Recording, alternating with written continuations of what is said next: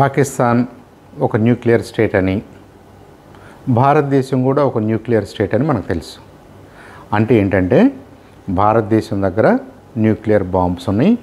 ఆ బాంబ్స్ని ప్రయోగించడానికి కావాల్సినటువంటి మిసైల్స్ అనుకోండి, ఏరోప్లేన్స్ అనుకోండి, సబ్మెరీన్స్ అనుకోండి, రకరకాలైనటువంటి అరేంజ్మెంట్స్ ఉన్నాయి. అలాగే పాకిస్తాన్ దగ్గర కూడా న్యూక్లియర్ బాంబ్స్ ఉన్నాయి. వాటిని లాంచ్ చేయగలిగిన కెపాసిటీ వాటికి ఉంది అని అనుకుందాం. ఇప్పుడు పాకిస్తాన్ మేము న్యూక్లియర్ బాంబ్స్ ఉన్నాయి కాబట్టి మేము ఇండియా మీద ప్రయోగం చేయాలి అని అన్నారే అనుకోండి. అదేదో ఆటోమేటిక్గా అన్నంత మాత్రాన, అనుకున్నంత మాత్రాన ఒక బటన్ నొక్కగానే జరిగే కార్యక్రమం ఏం కాదు. దానికి కొన్ని గంటల వ్యవధి కావాల్సి ఉంటుంది. ఎందుకలా? ఒక న్యూక్లియర్ బాంబ్ అన్నప్పుడు ఈ న్యూక్లియర్ బాంబు అంతా అసెంబుల్ చేసి మామూలు కన్వెన్షనల్ బాంబ్స్ లాగా తీసుకెళ్ళి ఎక్కడో డ్రాప్ చేస్తే ఎక్స్ప్లోడ్ అవ్వటానికి రెడీగా ఉండదు. అలా చేయడానికి వీల్లేదు. దీన్ని 2-3 మేజర్ కాంపోనెంట్స్గా మనం చూడాలి. ఒకటి కోర్ అంటారు. కోర్ అంటే ఏంటంటే ఏ ఐసోటోప్ అయితే మీకు అది ఎక్స్ప్లోడ్ అవటం ద్వారా, అది రియాక్షన్లోకి రావటం ద్వారా, అది న్యూక్లియర్ ఫ్యూజన్ రియాక్షన్లోకి రావటం ద్వారా ఈ శక్తిని రిలీజ్ చేయాలో, ఎనర్జీని రిలీజ్ చేయాలో దాన్ని కోర్గా చూస్తారు. దాంట్లో యురేనియం, ప్లూటోనియం లాంటి హెవీ అటామిక్ నంబర్స్ ఉన్నటువంటి ఐసోటోప్స్ అంటారు కెమిస్ట్రీ భాషలో. అలాంటి అణువులు ఉన్నటువంటి, పరమాణువులు ఉన్నటువంటి పదార్థాలని మీరు యాక్చువల్ ఫ్యూయల్గా వాడతారనమాట. దాన్ని మీరు ఏదో చేయటం ద్వారా, దాంట్లో ఒక హెవీ, బాగా బరువైనటువంటి యాటమ్ని మీరు విచ్ఛిన్నం చేయటం ద్వారా ఎనర్జీ రిలీజ్ అవుద్ది, శక్తి రిలీజ్ అవుద్ది. ఇంకా అది డిపెండింగ్ ఆన్ ఎంత మెటీరియల్, ఎంత మీరు ఇలా విచ్ఛిన్నం చేశారు అనే దాన్ని బట్టి ఎన్ని కిలోటన్స్ లేదా మెగాటన్స్ ఆఫ్ టీఎన్టీ పేలితే అంత శక్తి వస్తుందో అంత శక్తిలో మాట్లాడుకుంటాం మనం. కాబట్టి ఈ న్యూక్లియర్ వెపన్స్, న్యూక్లియర్ బాంబ్స్ అనేవి మనకేదో రెడీమేడ్గా ఒక బటన్ నొక్కితే ఒకళ్ళు ఎవరో వెలిగిస్తే పేలిపోయేలాంటి మెటీరియల్స్ కాదు, అలాంటి వస్తువులు కాదు, అలాంటి సింపుల్ థింగ్స్ కాదు. నంబర్ 1. మరి వీటిని ఎవరు ఎక్కడ స్టోర్ చేస్తారు? ఒకవేళ తయారు చేశారు అనుకుందాం, ఎవరు స్టోర్ చేస్తారు? పాకిస్తాన్ విషయంలో కిరానా హిల్స్ అనే ప్రాంతంలో కాస్త మనుషులు సంచారం లేనటువంటి ఒక ఐసోలేటెడ్ ప్లేస్లో మల్టిపుల్ లెవెల్స్ ఆఫ్ సెక్యూరిటీని పెట్టుకుని వాళ్ళు వాటిని స్టోర్ చేస్తున్నారు అనేది మనకున్న సమాచారం.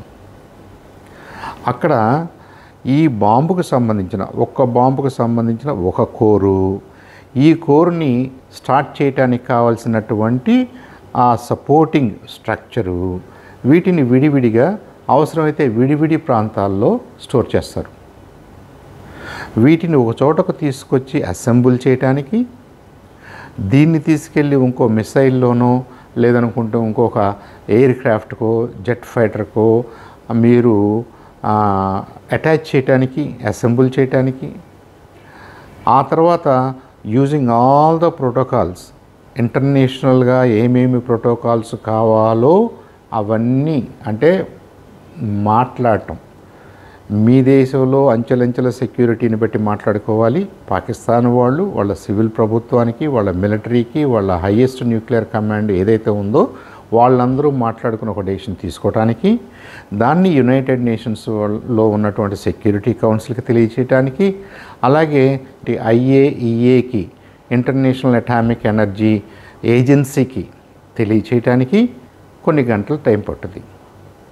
ఆ తర్వాత వీళ్ళు అసెంబుల్ చేశారనుకుంటున్నటువంటి ఒక ఫైటర్ విమానం కానివ్వండి, ఒక మిసైల్ కానివ్వండి, వాళ్ళు ప్రయోగించాలి అని అనుకుంటే అన్ని కమాండ్స్ ఉన్న తర్వాత, అన్ని అప్రూవల్స్ ఉన్న తర్వాత, ఉన్నాయి అని అనుకుంటే, అవన్నీ ఉన్న తర్వాత వాళ్ళు లాంచ్ చేస్తే మన ఇండియన్ డిఫెన్స్ సిస్టమ్స్, మన ఎయిర్ డిఫెన్స్ వాళ్ళు దాన్ని ఎదుర్కోగలిగితే అది మళ్ళీ ఆ పాకిస్తాన్ భూభాగం మీద పడిపోయేలాగా చేయొచ్చు.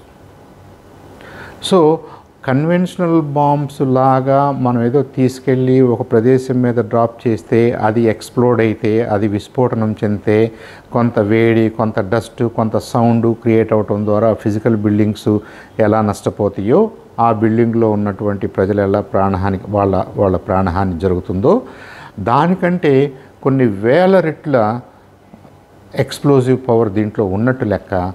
వేల రెట్ల ఎనర్జీ రిలీజ్ అవుతుంది. కాబట్టి ఒక బిల్డింగ్ కాదు, ఒక సమూహం కాదు, దాదాపుగా 1 నుంచి 50 కిలోమీటర్ల పరిధిలో డ్యామేజ్ జరిగే అవకాశం ఉంటుంది. అది ఒక ఎత్తు అయితే, మనం మాట్లాడింది ఇది ఈ రేడియో ధార్మికత ఉన్నటువంటి యాటమ్స్ని, ఐసోటోప్స్ని వాడారు కాబట్టి అది కూడా ఈ డస్ట్లో కలిసిపోద్ది కాబట్టి, ఎక్స్ప్లోజన్ అయిన తర్వాత ఆ ప్రాంతంలో ఉండిపోద్ది కాబట్టి దానివల్ల రేడియో యాక్టివ్ ఆ రేడియేషన్ వల్ల మనకి దీర్ఘకాలికమైనటువంటి ఆ సమస్యలు ఉండే అవకాశం ఉంటుంది. కొంతమంది డైరెక్ట్గా ప్రాణాలు కోల్పోయే అవకాశం ఉంటుంది, కొంతమందికి దెబ్బలు తగిలే అవకాశం ఉంటుంది. బ్రతికున్న వాళ్ళందరూ కూడా లాంగ్ టర్మ్ ఆరోగ్య సమస్యలను ఎదుర్కొనే అవకాశం ఉంటుంది. కాబట్టి న్యూక్లియర్ బాంబ్స్ అనేది సీరియస్ మ్యాటర్, సీరియస్ బిజినెస్. ఆ కాన్సెప్టే చాలా సీరియస్ అండ్ డేంజరస్ కాన్సెప్ట్. ఇది ఏ ఒక్కళ్ళో డైరెక్ట్గా చేయడానికి అవకాశం లేకుండా ఇంటర్నేషనల్ చట్టాల ప్రకారం, అవగాహన ప్రకారం దీన్ని అంచెలంచెలుగా ఒక్కళ్ళే చేయడానికి వీలు లేకుండా ఒకళ్ళ తర్వాత ఒకళ్ళు దాన్ని పర్మిషన్స్ ఇస్తూ వాళ్ళ దగ్గర ఉన్నటువంటి సెక్యూరిటీ కోడ్స్ని షేర్ చేసుకుంటూ ఫైనల్గా ఒక ప్రాసెస్ ప్రకారంగా దాన్ని ఆ సెక్యూరిటీ కోడ్ని వాళ్ళు ఛేదించగలిగినప్పుడు మాత్రమే ఇవి యాక్చువల్గా పనిచేయడానికి అవకాశం ఉంటుంది. ఎందుకు ఇలా చేస్తారు అంటే, ఏ కోపం వచ్చినటువంటి ఒక సోల్జరో లేదంటే ఒక టెర్రరిస్టో వీటిని నిజంగానే వీటి కంట్రోల్ తీసుకోగలిగాడు అనుకోండి, వాళ్ళంతటా వాళ్ళు చేయడానికి అదే ప్లేస్లో అన్నీ ఉండవు.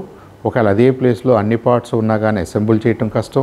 అసెంబుల్ చేశారనుకున్నా కానీ వాటిని ఇగ్నైట్ చేయడానికి కావాల్సినటువంటి కోడ్స్ ఒక చోట ఉండవు. సో ఇన్ని లెవెల్స్ ఆఫ్ సెక్యూరిటీ ఏ దేశానికైనా ఉంటుంది. వాళ్ళ ఆత్మరక్షణ కోసం వాళ్ళు కూడా పెట్టుకుంటారు. అమెరికా లాంటి అగ్రదేశాలకి అదే ప్రాబ్లం ఉంటుంది, భారతదేశానికి అదే ప్రాబ్లం ఉంటుంది, చైనా, ఈ పాకిస్తాన్ కూడా అదే ప్రాబ్లం ఉంటుంది. కాబట్టి అన్ని రకాల సేఫ్టీ ప్రోటోకాల్స్ని పాటిస్తూనే, అన్ని రకాల పర్మిషన్స్ తీసుకుంటూనే, అన్ని రకాల ఏజెన్సీకి, ఇంటర్నేషనల్ ఏజెన్సీకి తెలియచేస్తూనే వాళ్ళు యాక్షన్ తీసుకోవాలి. ఇది ప్రాపర్ మిలిటరీ ఆపరేషన్స్ కిందకు వస్తాయి. ఇదంతా జరగటానికి గంటల టైం పట్టవచ్చు. ఇదంతా జరగటానికి గంటల టైం పట్టుద్ది. ఈ గంటల లోపు వాళ్ళు ఏం చేస్తున్నారో, ఎందుకు చేస్తున్నారో, ఎలా చేస్తున్నారో డెఫినెట్గా భారతదేశానికి కూడా ఇన్ఫర్మేషన్ ఉంటుంది. భారతదేశం కూడా దాన్ని ఎలా ఎదుర్కొనాలో, అది అక్కడి నుంచి బయలుదేరబోయే ముందే మనం ఏం చేయాలో, అక్కడ బయలుదేరితే ఏం చేయాలో, బయలుదేరి ఎంత దూరం వస్తే ఏం చేయాలో కూడా డిఫెన్స్ మెకానిజమ్స్ ఉంటాయి. అందుకే ప్రధానమంత్రి గారు చాలా ఖచ్చితంగా, నిక్కచ్చిగా మీ దగ్గర న్యూక్లియర్ వెపన్స్ ఉన్నాయని మమ్మల్ని ఇన్నాళ్ళు భయపెట్టాలని ట్రై చేశారు. అలాంటి బ్లాక్ మెయిల్కి మేము ఒప్పుకోము, మేము ఈల్డ్ అవ్వము. You cannot blackmail us. కావాలంటే దాని సంగతి కూడా చూసుకుందాం. మేము కూడా న్యూక్లియర్ స్టేటే. We can also take equal opposite, if not equal and opposite, if necessary అంతకంటే ఎక్కువే మేము మీ మీద ప్రయోగించగలం అన్నట్టుగా ఒక స్టర్న్ వార్నింగ్ ఇచ్చారు. కాబట్టి పాకిస్తాన్ అలాంటి ఆలోచన చేస్తుందని అయితే జనరల్గా ఎవరు అనుకోవట్లేదు. నెంబర్ 2, పెహల్గాం టెర్రరిస్ట్ అటాక్ జరిగిన తర్వాత భారతదేశం తీసుకున్న నిర్ణయాల ప్రకారంగా మన సైన్యం 9 చోట్ల ఉన్నటువంటి టెర్రరిస్ట్ క్యాంపుల్ని, ఆ తర్వాత పాకిస్తాన్ చేసినటువంటి దుస్సాహసానికి ప్రతిగా మనం ఇంకా కొన్ని ఎయిర్ బేసెస్ని, మిగతా ప్లేసెస్ని కూడా డ్యామేజ్ చేయడం జరిగింది. ఈ ప్రాసెస్లో సోషల్ మీడియాలో జరుగుతున్న ప్రచారం ఏంటంటే, భారతదేశం పాకిస్తాన్కి సంబంధించినటువంటి న్యూక్లియర్ బాంబ్స్ ఉన్న ఫెసిలిటీస్ని, స్టోర్స్ని, స్టోరేజ్ ఏరియాస్ని హిట్ చేసింది అని. దాని అర్థం అక్కడున్న న్యూక్లియర్ బాంబ్స్ పేలబోతున్నాయా అన్నట్టుగా. న్యూక్లియర్ బాంబు ఎక్కడో బయట నుంచి ఒకళ్ళు ఏదో ఒక బాంబు వేసినంత మాత్రానో ఇంకేదన్నా అటాక్ జరిగినంత మాత్రానో పేలే ఇన్స్ట్రుమెంట్ కాదు, పేలే అటువంటి పరికరం కాదు. దాన్ని కోర్ని, ఆ కోర్కు సంబంధించినటువంటి సపోర్టింగ్ స్ట్రక్చర్స్ని, ఆ మొత్తం పరికరాన్ని ముందు అసెంబుల్ చేయాలి, దాంట్లో ఉన్నటువంటి సిరీస్ ఆఫ్ కోడ్స్ని డీకోడ్ చేయాలి. అన్నిటినీ ఎనేబుల్ చేసిన తర్వాత మాత్రమే ఒక పద్ధతి ప్రకారంగా దాన్ని యాక్టివేట్ చేసి ఎనర్జైజ్ చేసి మీరు ఎక్స్ప్లోడ్ అవ్వడానికి సిద్ధంగా తయారు చేయగలరు. ఇన్ని స్టెప్స్ జరిగితేనే నిజంగా అది ఎక్స్ప్లోడ్ అవుతుంది. అంటే ప్రస్తుతానికి పాకిస్తాన్ కినారా హిల్స్లో ఏం జరిగి ఉండొచ్చు వర్స్ట్ కేస్ సినారియో అంటే, ఒకవేళ మన వాళ్ళు చేసినటువంటి అటాక్స్లో ఏదైనా ఫిజికల్గా డ్యామేజ్ జరుగుంటే అది ఫిజికల్గా ఆ బంకర్కి, ఆ స్టోరేజ్ ఫెసిలిటీకి ఏదన్నా జరిగి ఉంటుందేమో, కానీ అంతకంటే ఎక్కువగా జరగడానికి అవకాశం లేదు. అదేమి న్యూక్లియర్ బాంబ్స్ పేలిపోయి అక్కడ న్యూక్లియర్ డ్యామేజ్ జరిగిపోయేంత సిచ్యువేషన్ అయితే రాలేదు.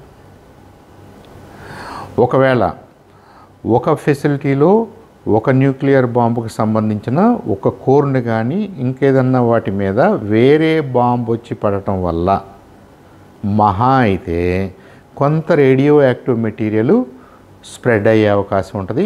1 కిలోమీటరు 2 కిలోమీటర్ల దూరంలో ఆ రేడియో యాక్టివ్ మెటీరియల్ స్ప్రెడ్ అవుతుంది. కాబట్టి ఆల్రెడీ ఇలాంటి స్టోర్స్ డెజర్టెడ్ ప్లేసెస్లో, మనుషులు లేని ప్లేసెస్లో, మానవ సంచారం లేని ప్లేసెస్లోనే ఉంటాయి. కాబట్టి నిజంగా మనుషుల వరకు కూడా అలాంటి ప్రమాదం ఉండదు. యాజ్ ఆఫ్ నౌ సోషల్ మీడియాలో జరుగుతున్నటువంటి ప్రచారం అభూత కల్పనగానే చూడాలి.